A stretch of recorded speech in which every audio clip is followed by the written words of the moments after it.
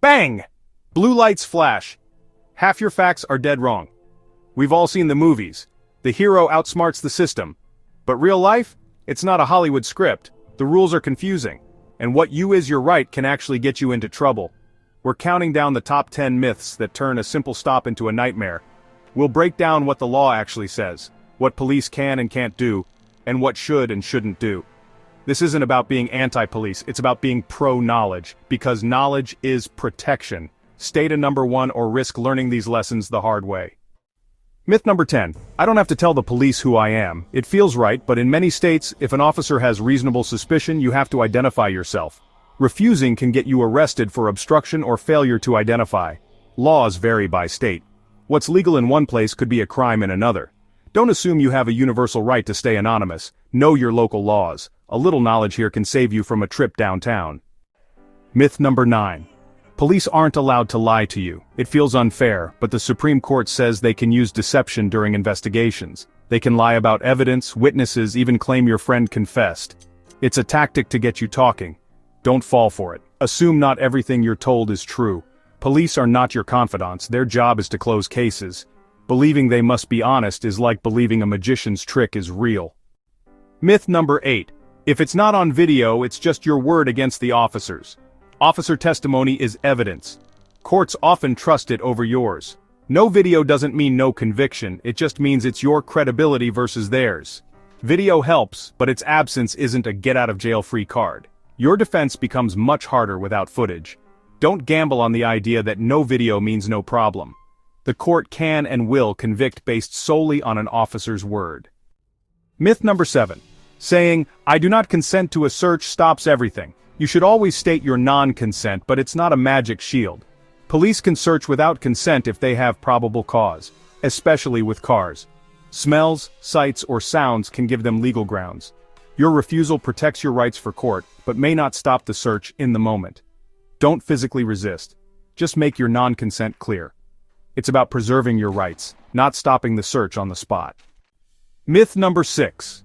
Police can never enter your home without a warrant. The Fourth Amendment is strongest at home, but there are exceptions.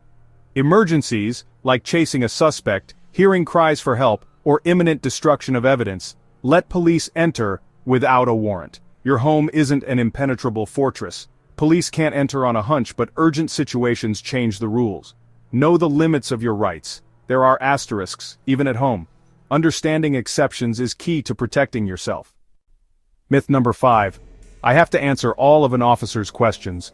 Beyond identifying yourself, you don't have to explain your travels, activities, or anything else. Every question is designed to gather evidence.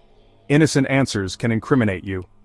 Politely say, "Officer, I'm not going to answer any questions." You're not being rude, you're using your Fifth Amendment right. Don't make their case for them. Silence is your shield.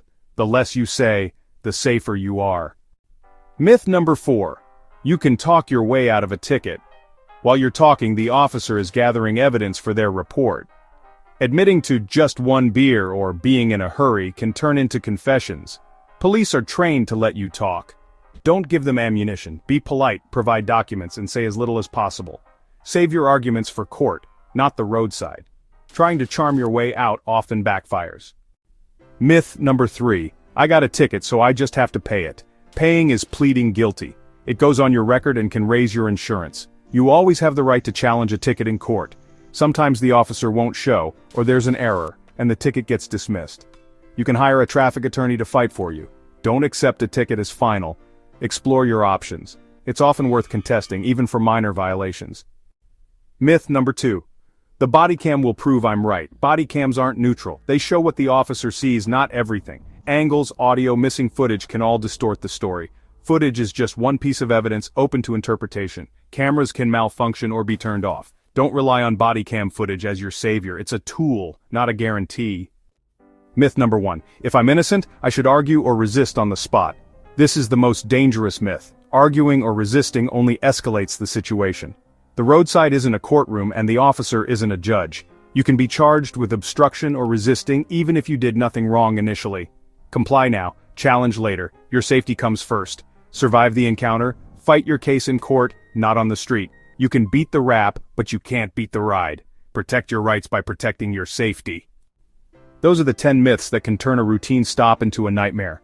The side of the road is for compliance. The courtroom is for challenges. Knowledge is your best defense. Know when to speak, when to stay silent, and never resist.